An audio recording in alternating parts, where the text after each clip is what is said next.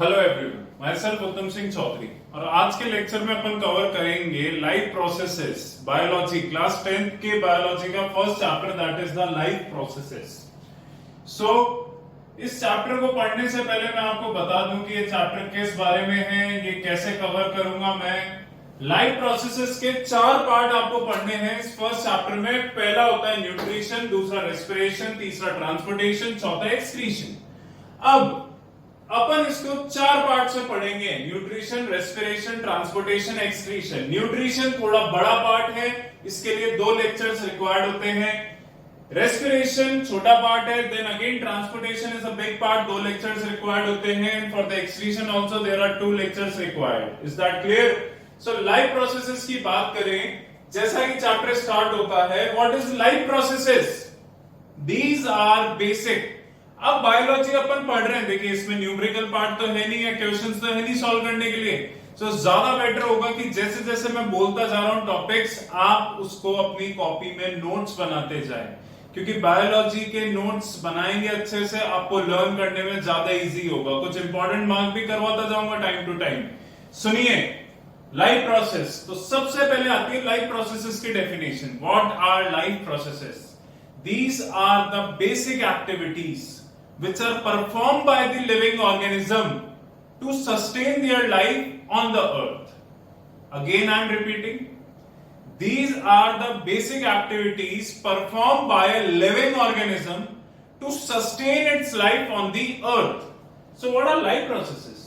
ये वो basic functions हैं जो एक organism को करने पड़ते हैं in order to अपनी life maintain करने के लिए अर्थ के ऊपर।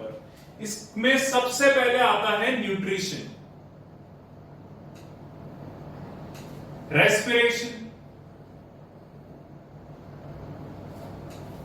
ट्रांसपोर्टेशन,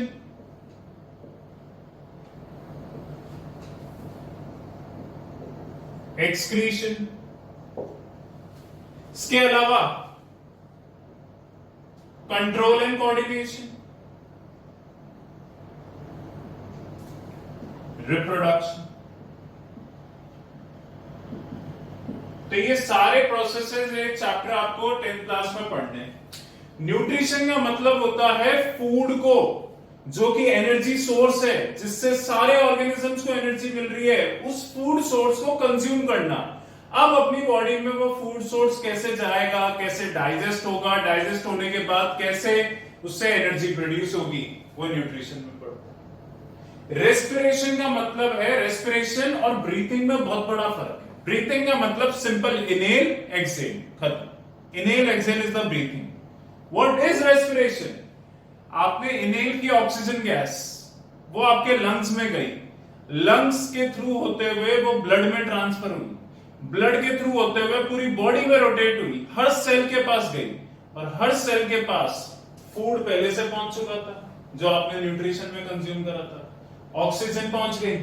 ये दोनों कंबाइन होके एनर्जी बनाते हैं, फूड और ऑक्सीजन कंबाइन होके एनर्जी बनाते हैं। वो एनर्जी अपने दिन भर के बेसिक एक्टिविटीज जैसे बोलना, चलना, दौड़ना, पढ़ाई करना, लिखना, इन सब बेसिक एक्टिविटीज के लिए एनर्जी रिक्वायर्ड होती है, वो एनर्जी ऐसे प्रोड्यूस होती है।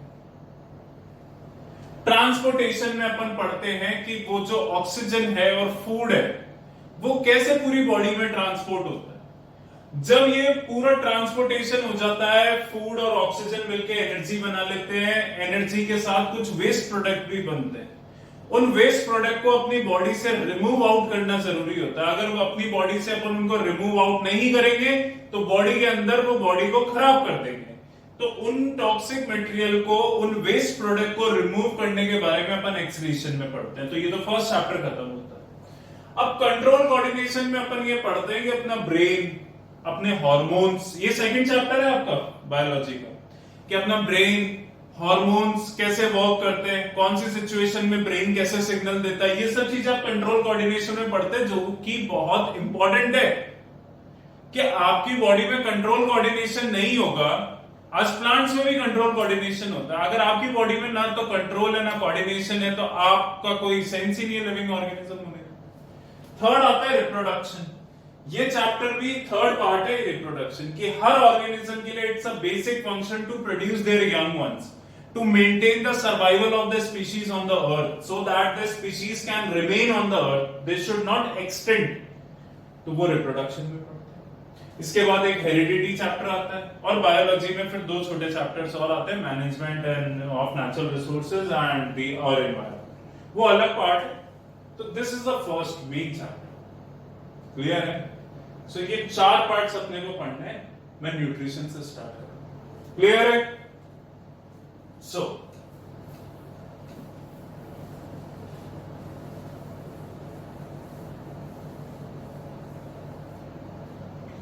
फूड, सबसे पहले बात करते हैं फूड। हेडिंग आएगी लाइफ प्रोसेसेस की डेफिनेशन के बाद पहली हेडिंग आएगी फूड। हेडिंग क्या आएगी? You have to write in the form of a definition. Food is an organic substance.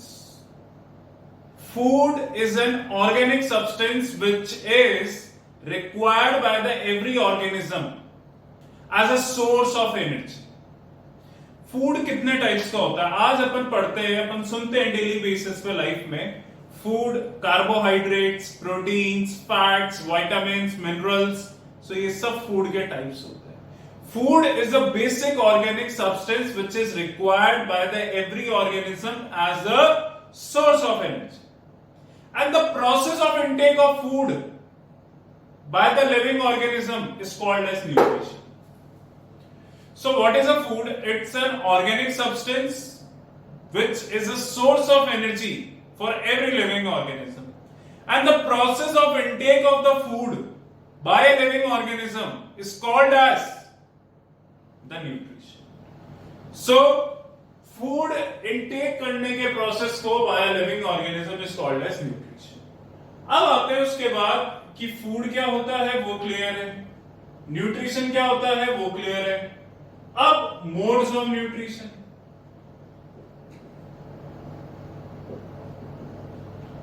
Modes of nutrition दो टाइप के होते हैं, ऑटोट्रॉपिक, सब पढ़ते आ रहे हो बचपन से, और दूसरा heterotropic. What are autotropic? Autotropic nutrition is that mode of nutrition in which an organism prepare its own food and do not depend on the others for their food. यानी ऑटोट्रॉपिक मोड ऑफ न्यूट्रिशन वो mode of nutrition है जिसमें एक organism खुद का food खुद prepare करता है, दूसरों पे डिपेंड नहीं करता फॉर इट्स न्यूट्रिशन। इसका बेस्ट एग्जांपल प्लांट्स। एक और एग्जांपल बता सकते हैं आप? बैक्टीरिया। 9th क्लास में डाइवर्सिटी में पहली किंगडम पढ़ी थी मोनेरा, उसमें 2 टाइप के बैक्टीरिया पढ़े थे, Archie bacteria, you bacteria. Archie bacteria में आपने पढ़ा था कि ये वो ऑर्गेनिज्म होते हैं जो गैसेस से एनर्जी प्रोड्यूस करते हैं। सो आर्की बैक्टीरिया भी ऑटोट्रॉपिक मोड का एग्जांपल है, मीथेन गैस से, हाइड्रोजन सल्फाइड से, अमोनिया गैस से, थर्मोएसिडोफाइल्स, हेलोफाइल्स, ये आपने पढ़े थे बैक्टीरिया। सो वो बैक्टीरिया खुद का एनर्जी प्रोड्यूस करते हैं फ्रॉम द गैसेस। प्लांट्स तो करते ही हैं फोटोसिंथेसिस से, जो अपन पढ़ेंगे। हीटरोट्रॉपिक क्या होता है? It is that mode of nutrition in which an organism depends on the other organism for their food and couldn't prepare its own food.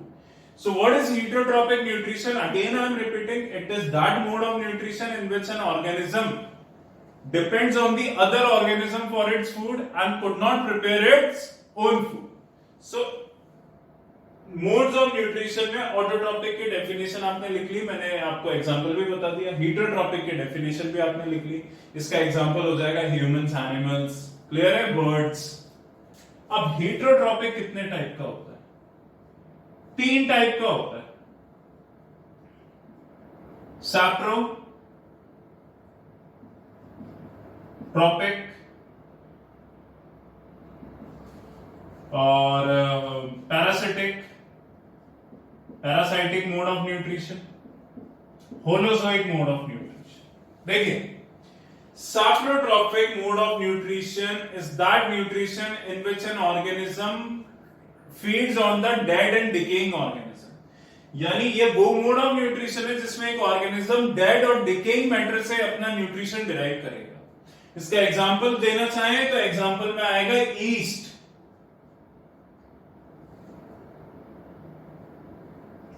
Round worms, no roundworms will be a part of the parasitic. इसका example आएगा yeast and mushroom, sorry. So saprotrophic वो mode of nutrition है जिसमें एक organism dead और decaying matter से अपना nutrition derive करता है, जैसे yeast and mushroom are the examples. Parasitic basically जो सैप्रोट्रॉपिक मोड ऑफ न्यूट्रिशन वाले ऑर्गेनिजम्स होते हैं इन्हें डीकंपोजर्स कहा जाता है, and decomposers are very necessary for the environment because they help in the cleaning of the environment. कोई भी ऑर्गेनिज्म डेड हो जाता है तो उसकी बॉडी पे फीड करके उसको क्लीन अप करते हैं, एनवायरनमेंट को क्लीन अप करने का काम करते हैं। अगर डीकंपोजर्स नहीं होंगे, सैप्रोट्रॉपिक मोड ऑफ न्यूट्रिशन के ऑर्गेनिजम्स नहीं होंगे, there will be no decomposition on the earth and there will be too much of the like pollution and the disease due to the contamination of the bodies. Clear है? Parasitic mode of nutrition. What is parasitic mode of nutrition? It is that mode of nutrition in which an organism lives as a host in the body of other organism and do not in return gives any benefit. So क्या होता है? Parasitic वो mode of nutrition है जिसमें एक organism second organism की body में रहता है एज अ होस्ट, यानी एज अ होस्ट वो रहता है बॉडी के अंदर, रिटर्न में उससे न्यूट्रिशन डिराइव करता है ऑर्गेनिज्म को, तो रिटर्न में कोई बेनिफिट नहीं देता। So it is that mode of nutrition in which an organism lives in the body of other organism as a host and in return do not give any benefit to the organism. इसका example हो जाएगा lice, ticks, fleas, roundworms, hookworms। अब राउंडवॉर्म्स body में किसी भी body में present होते हैं तो वो रिटर्न में कोई बेनिफिट नहीं देते। टिक्स, लाइस यानी जुएं, फ्लीज, टिक्स जो एनिमल्स के होती है, सो ये एक होती है, ये एनिमल्स का ब्लड सक करती है, ये अपना रिप्रोडक्शन इतना रेट पे बढ़ा देती है कि इनका नंबर बहुत ज्यादा हो जाता है और इन रिटर्न ये कोई बेनिफिट नहीं देते, लास्ट में ऑर्गेनिज्म को कंज्यूम कर जाते हैं, खत्म कर देते हैं। होलोजोइक, होलोजोइक वो मोड ऑफ न्यूट्रिशन है जिसमें एक ऑर्गेनिज्म कॉम्प्लेक्स फूड कंज्यूम करता है और उसको सिंपलर फॉर्म में कन्वर्ट करता है, जैसे ह्यूमंस, एनिमल्स ये क्या करते हैं? कॉम्प्लेक्स फूड को कंज्यूम करते हैं अपन सब, फिर उसको अपनी बॉडी में डाइजेस्ट करके अपन सिंपलर फॉर्म में कन्वर्ट करते हैं और फिर उससे एनर्जी डेवलप करते हैं, तो उसे होलोजोइक मोड ऑफ न्यूट्रिशन कहते हैं। इसमें एक और आता है सिम्बायोटिक, वो कोर्स में नहीं है इसलिए नहीं पढ़ाते। सिम्बायोटिक वो मोड ऑफ न्यूट्रिशन है जिसमें दो ऑर्गेनिज्म म्यूचुअल बेनिफिट में रहते हैं एक दूसरे से, वो एक दूसरे से मतलब एक ऑर्गेनिज्म दूसरे से न्यूट्रिशन डिराइव कर रहा है और रिटर्न में उसको बेनिफिट दे रहा है, इसे म्यूचुअल बेनिफिट कहते हैं। इसका एग्जांपल होता है राइजोबियम बैक्टीरिया, वो लेग्यूमिनस प्लांट के रूट नोड्यूल्स में प्रेजेंट होता है, वो प्लांट से अपना न्यूट्रिशन डिराइव करता है और इन रिटर्न प्लांट को नाइट्रोजन फिक्सेशन करके देता है, उसे कहते हैं symbiotic mode of nutrition. Parasitic अलग होता है, पैरासिटिक में इन रिटर्न कोई बेनिफिट नहीं मिलता। क्लियर है? सो ऑटोट्रॉपिक, हेटेरोट्रॉपिक, हेटेरोट्रॉपिक की तीन टाइप्स हो गए, सैप्रोट्रॉपिक, पैरासिटिक, होलोजोइक। इन तीनों के एग्जांपल्स एंड डेफिनेशंस। नाउ अपन आते हैं न्यूट्रिशन। अब न्यूट्रिशन दो टाइप, मोड्स ऑफ न्यूट्रिशन खत्म हो गया कि कैसे न्यूट्रिशन होता है, फूड क्या होता है, न्यूट्रिशन का प्रोसेस क्या होता है, न्यूट्रिशन के मोड्स क्या हैं। अब आता है न्यूट्रिशन, दो टॉपिक्स पढ़ने न्यूट्रिशन में, nutrition in plants, nutrition in animals. So nutrition in plants पढ़ते हैं सबसे। प्लांट्स में कैसे न्यूट्रिशन होता है, सो प्लांट्स कैसे खुद का फूड प्रिपेयर करते हैं, बचपन से पढ़ते आ रहे हो, photosynthesis. So the process through which plant make their own food is called as photosynthesis. What is photosynthesis? The process in which plants prepare carbohydrates from simple inorganic material and with the help of sunlight and chlorophyll. Plants जब chlorophyll और sunlight की मदद से simple inorganic raw material से एक carbohydrate को produce करे, उस मेथड को कहा जाता है फोटोसिंथेसिस। सो अब बात करते हैं फोटोसिंथेसिस की। फोटोसिंथेसिस की इक्वेशन सबको पता है, CO2 plus H2 in the presence of sunlight and chlorophyll forms C6H12O6 plus O2। ये O2 एनवायरमेंट में निकल जाती है, इसे कहा जाता है ग्लूकोज, जो प्लांट्स के अंदर ही रहता है। CO2 H2O, H2O उसको रूट से मिल जाता है प्लांट्स को, वाटर, CO2 उसको एटमॉस्फेयर से मिल जाती है। अब ये प्रोसेस कहलाता है फोटोसिंथेसिस, ये बेसिक प्रोसेस है। अब ये प्रोसेस कहां पे होता है, किन कंडीशंस में होता है, कितने टाइप का होता है, सो बात करते हैं। सबसे पहले व्हाट फोटोसिंथेसिस कहां पे होता है? फोटोसिंथेसिस होता है लीव्स के अंदर, जहां पे ग्रीन कलर का पिगमेंट क्लोरोफिल प्रेजेंट होता है, वहां पे फोटोसिंथेसिस होता है। So what is the side of photosynthesis? The leaves. Now gases exchange होती है, जो ऑक्सीजन गैस वापस एनवायरनमेंट में चली जाती है, CO2 गैस एनवायरनमेंट से इनहेल हो जाती है। ये गैसेस किसके थ्रू एक्सचेंज होती है? ये गैसेस एक्सचेंज होती है स्टोमेटा के थ्रू। स्टोमेटा लीव्स के ऊपर स्मॉल ओपनिंग्स होते हैं, जो आपने 9th क्लास में पढ़ा है, वो गैसेस एक्सचेंज करने में हेल्प करता है। ये वाटर कहां से आता है? वाटर आता है थ्रू द रूट्स, ट्रांसपिरेशन पढ़ा है आपने, क्लियर है? अब what is the site of this whole process? Chlorophyll के अंदर क्लोरोप्लास्ट सेल्स प्रेजेंट होते हैं। लीव्स के अंदर एक पोर्शन होता है जिसे ग्रानुआ कहते हैं, ग्रानुआ। वो पोर्शन होता है जहां पे ये फोटोसिंथेसिस टेक प्लेस होता है, पूरा फोटोसिंथेसिस होता है। नाउ फोटोसिंथेसिस दो टाइप का होता है।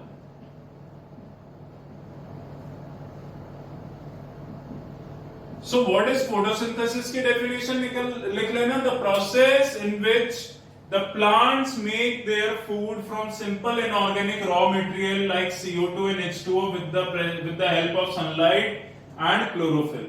ये definition हो गई, ये equation हो गई। फिर what is the site of photosynthesis that takes place in the chloroplast cells of the leaves? Granule is the site, clear है? photosynthesis दो टाइप का होता है, light reaction and dark reaction. यानी फोटोसिंथेसिस एक तो डे टाइम में होता है and half part night time में होता है। कैसे? एक रिएक्शन का आधा पार्ट तो जब मतलब डायरेक्टली ऐसा इक्वेशन नहीं बनता, बहुत सारी इक्वेशंस बनती है, फिर जाके ये कंबाइंड इक्वेशन बनती है। सो लाइट रिएक्शन वो रिएक्शन है जो सनलाइट की प्रेजेंस में हो रहा है, और आधा नाइट टाइम में होता है जब सनलाइट प्रेजेंट नहीं होती। सो सनलाइट की प्रेजेंस में क्या होता है? सबसे पहला सनलाइट की मदद से वाटर को हाइड्रोजन आयन और ऑक्सीजन आयन में ब्रेक कर देते हैं। So in light reaction with the help of sunlight the water is split up into hydrogen ion and oxygen ion. फिर प्लांट में एक मॉलिक्यूल प्रेजेंट होता है NADP। ये हाइड्रोजन आयन इससे कंबाइन होके NADPH बना देता है। What is NADP? इसकी फुल फॉर्म बता दो। Nicotinamide adenine dinucleotide phosphate. Nicotinamide adenine dinucleotide phosphate. Nicotinamide adenine dinucleotide phosphate. So plants का काम, तीन बेसिक फंक्शन होते हैं प्लांट्स के। डे टाइम में एक तो हाइड्रोजन आयन, वाटर को हाइड्रोजन और ऑक्सीजन आयन में स्प्लिट करना with the help of sunlight. Hydrogen ion NADPH के साथ कंबाइन होकर NADPH बनाएगा और ATP बनाएगा। ये डे टाइम का पार्ट खत्म। डार्क रिएक्शन में क्या होता है कि जो ATP होता है ये एनर्जी प्रोड्यूस करता है। ATP का फुल फॉर्म होता है अडीनो साइन ट्राइफॉस्फेट। ये इंपॉर्टेंट है, NADPH की इतनी इंपॉर्टेंट नहीं है फुल फॉर्म। ATP की इंपॉर्टेंट है, अडीनोसाइन ट्राइफॉस्फेट। ये टेम्पररी फॉर्म ऑफ एनर्जी होती है।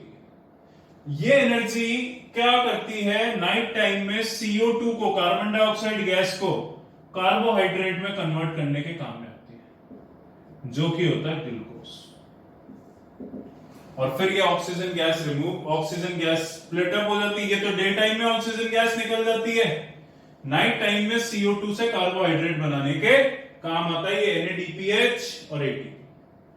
NADPH ATP दोनों क्या करते हैं? CO2 से कार्बोहाइड्रेट्स बनाने के काम में आते हैं और ऑक्सीजन गैस तो डे टाइम में निकल जाती है। ये दो प्रोसेस होते हैं। सो नाइट टाइम में फूड प्रिपेयर होता है प्लांट्स फाइनली।